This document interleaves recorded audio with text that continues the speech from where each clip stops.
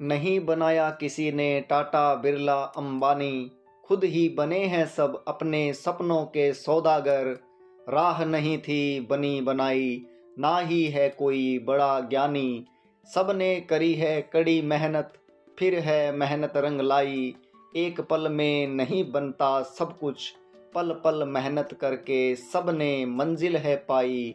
कल क्या होगा ना ध्यान दिया, बस काम किया। राह में मुश्किल उनके भी है आई, मुश्किल था मंजिल को पाना। बना दिया रास्ता, चल दिए बिना किए किसी की परवाह। सुना है उन्होंने भी ताना बाना, लेकिन फितूर चढ़ा था कुछ पाने का। तोड़ दिया सबका भ्रम, कर दिया सपनों को साकार। ताना देने वालों ने ही हंसकर सत्कार किया। नमस्कार दोस्तों, आपके अपने YouTube चैनल NCERT टॉपिक पर मैं संदीप शर्मा आपका हार्दिक स्वागत करता हूं, हार्दिक अभिनंदन करता हूं। होप आप सब अच्छे होंगे। दोस्तों, हम पढ़ रहे हैं NCERT की किताबों से बनाए गए नोट्स में से, और ये नोट्स सभी प्रतियोगी परीक्षाओं के लिए बहुत ही महत्वपूर्ण है। और हम अध्ययन कर रहे हैं जो कक्षा 8 की भूगोल है, उसका आज हम अध्ययन करेंगे चैप्टर 2 का। चैप्टर 1 हम पहले पढ़ चुके हैं, और कक्षा 8 की भूगोल की पाठ्य पुस्तक है सामाजिक विज्ञान संसाधन एवं विकास।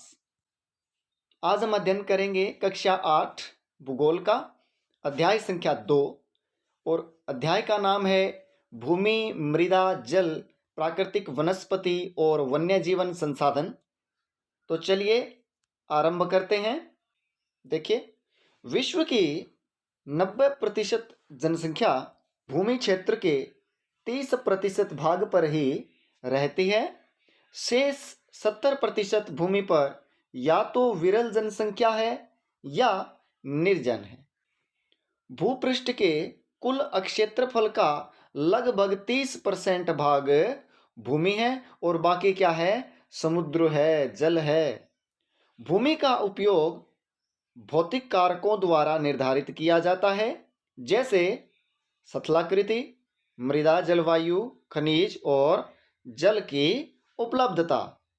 जो सामुदायिक भूमि है उसको साझा संपत्ति संसाधन भी हम कहते हैं, क्योंकि वो संपूर्ण समुदाय की होती है। वनारोपण, भूमि उद्धार, रासायनिक कीटनाशकों और उर्वरकों के विनियमित उपयोग तथा अतिचारण पर रोक आदि भूमि संरक्षण के लिए प्रयुक्त कुछ सामान्य तरीके हैं।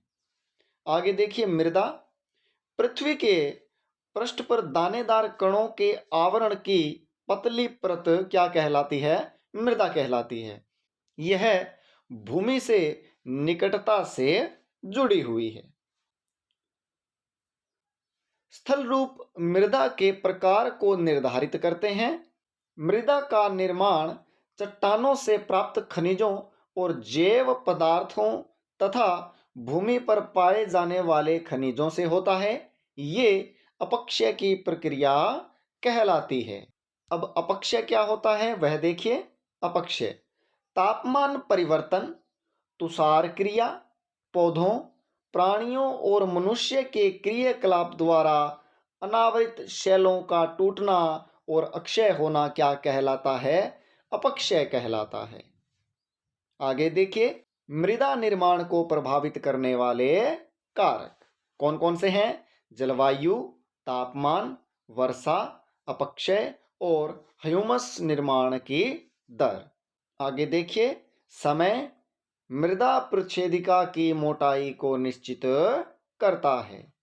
वनस्पति जात, प्राणी जात और सूक्ष्म जीव भी मृदा को प्रभावित करते हैं। इसके अलावा उच्चावच तुंगता और ढाल मृदा के संचय को निर्धारित करते हैं। जनक सेल, रंग, गठन, रासायनिक गुणधर्म, खनिज मात्रा, पारगम्यता को निर्धारित करती है। आगे मृदा निर्माण के कारक हैं कौन कौन से? जनक सेल का स्वरूप और जलवायुविक कारक है। अन्य कारक कौन कौन से हैं? स्थलाकृति, जैव पदार्थों की भूमिका और मृदा निर्माण के संगठक में लगा समय। ये मृदा निर्माण के कारक हैं। आगे मृदा जो संरक्षण की विधियां हैं वो दी गई हैं, जो मृदा के संरक्षण में बहुत ही उपयोगी हैं, जो अपरदन को कम करती हैं या मृदा की जो उपजाऊ क्षमता है उसको बनाए रखती है। देखिए, पहली विधि है मल्च बनाना। मल्च क्या होता है? मल्च, देखिए, ऐसे आपने कई दफा देखा होगा खेतों में ऐसी कृषि की जाती है और ये कृषि कहलाती है मल्च। क्या कहलाती है? मल्च। इसमें ये नालियां लगी हुई हैं प्लास्टिक की, इनमें से पानी दिया जाता है और ये जो छोटे छोटे कट किए हुए खोल आपको दिख रहे हैं, इनमें बीज हैं और मृदा की जो नमी है उसको बनाए रखने के लिए ये मल्च बनाए जाते हैं। तो पढ़ते हैं, पौधों के बीच अनावृत भूमि जैव पदार्थ जैसे प्रवाल से ढकना, इससे मृदा की आर्द्रता रुकी रहती है, आर्द्रता नमी रुकी रहती है।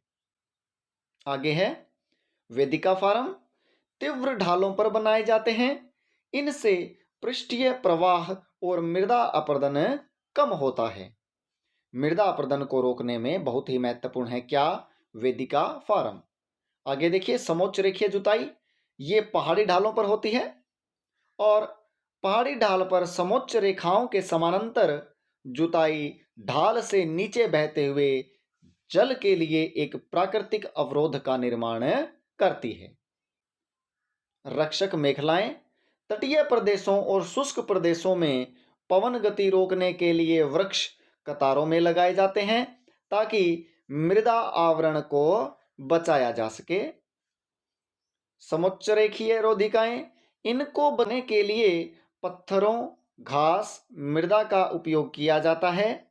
रोधिकाओं के सामने जल एकत्र करने के लिए क्या बनाई जाती है? खाइयां बनाई जाती है। इसके अलावा चट्टान बांध भी बनाए जाते हैं, जल के प्रवाह को कम करता है ये चट्टान बांध और यह नालियों की भी रक्षा करता है। आगे देखिए, बीज की फसल उगाना, जैसे अलग अलग समय पर भिन्न भिन्न फसलें एकांतर कतारों में उगाई जाती है। आगे देखिए, महत्वपूर्ण बिंदु जल। वर्ष 1975 में मानव उपयोग के लिए जल की खपत 3850 घन किलोमीटर प्रति वर्ष थी, जो सन 2000 में बढ़कर 6000 घन किलोमीटर प्रति वर्ष से भी अधिक हो गई। आगे देखिए, एक टपकता नल एक वर्ष में 1200 लीटर जल व्यर्थ बहा देता है। बहुत ही शोचनीय बिंदु है। सभी जगह, लगभग जगह आपने देखा होगा कि नल में से जल टपकता रहता है और यहाँ पर दिखाया गया है कि एक वर्ष में लगभग कितना जल व्यर्थ चला जाता है, लगभग 1200 लीटर। भविष्य के लिए जल को बचाना अति आवश्यक है दोस्तों, और जल का आप सदुपयोग करें, व्यर्थ ना बहाएं। अलवण जल केवल 2.7% ही है। इसमें से भी 1% जल मानव उपभोग के लिए उपयुक्त है और बाकी हिमानियों, अंटार्कटिका, ग्रीनलैंड और पर्वतीय प्रदेशों में है। कितना जल? 2.7%, और इसमें से भी केवल 1% मानव उपभोग के लिए है। तो आप सोच सकते हैं कि भविष्य में जल की कितनी कमी आ सकती है। आगे देखिए, औसतन एक भारतीय नागरिक प्रतिदिन लगभग 150 लीटर जल का उपयोग करता है। पृथ्वी पर जल न बढ़ाया जा सकता है और न ही घटाया जा सकता है। इसकी जो कुल मात्रा है वो क्या रहती है? स्थिर रहती है। यद्यपि जल एक नवीकरणीय संसाधन है, तथापि इसका अति उपयोग और प्रदूषण इसे उपयोग के लिए अनुपयुक्त बना देते हैं। नदियों में भी जो अपशिष्ट पदार्थ हैं वो बहा दिए जाते हैं। तो ऐसे कारण हैं बहुत सारे जो कि जल को प्रदूषित करते हैं। नाइट्रेट धातुएं और पीड़कनाशी जल को प्रदूषित कर देते हैं। जल संग्रहण पृष्ठीय प्रवाह को बचाने की दूसरी विधि है। हमें जल संग्रहण करना ही होगा भविष्य के लिए। शुष्क प्रदेशों में सिंचाई की कौन सी प्रणाली, ड्रिप या टपकन विधि बहुत ही उपयोगी है। यह अधिकतर कहाँ देखने को मिलती है? राजस्थान में और हरियाणा के दक्षिण पश्चिमी क्षेत्र में भी ये देखने को मिलती है। आगे देखिए, प्राकृतिक वनस्पति और वन्य जीवन केवल स्थल मंडल, जल मंडल और वायुमंडल के बीच जुड़े एक संकरे क्षेत्र में ही पाए जाते हैं, जिसे हम क्या कहते हैं? जैव मंडल कहते हैं। जैव मंडल में सभी जीवित जातियां जीवित रहने के लिए एक दूसरे से परस्पर संबंधित और निर्भर हैं। इसे क्या कहते हैं? परितंत्र कहते हैं। गिद्ध मृत जीव जंतुओं को खाने के कारण एक अपमार्जक है और पर्यावरण का एक महत्वपूर्ण शोधक समझा जाता है। शीत ध्रुवीय प्रदेशों की टुंड्रा वनस्पति में मॉस और लाइकेन शामिल है। आगे देखिए, CITES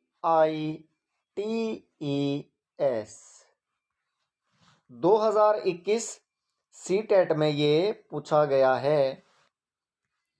the convention on international trade in endangered species of wild fauna and flora, इसकी स्थापना की गई है।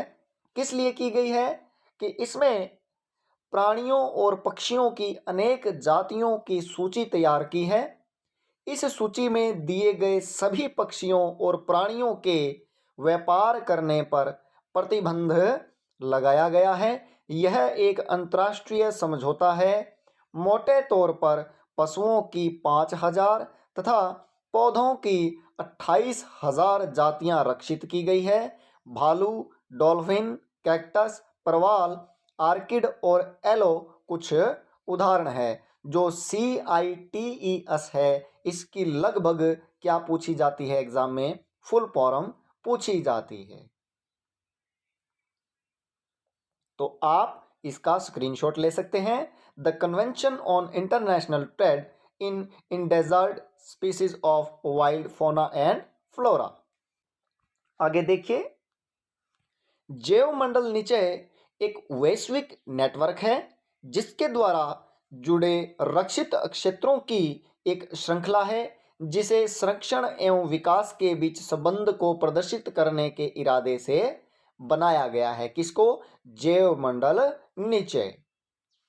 तो दोस्तों, आज की कक्षा आपको कैसी लगी ये आप मुझे कमेंट करके ज़रूर बताएंगे। और यदि आप चैनल पर नए आए हैं तो चैनल को अवश्य सब्सक्राइब करें, वीडियो को लाइक करें और ज़्यादा से ज़्यादा शेयर करें। दोस्तों, मैं धीरे धीरे सभी विषयों की वीडियो को लेकर आऊँगा आपके समक्ष, और आप ऐसे ही सहयोग बनाए रखिए। वीडियो को अधिक से अधिक विद्यार्थियों के पास आप पहुंचाएं। आप अपने लक्ष्य की ओर अग्रसित हों दोस्तों।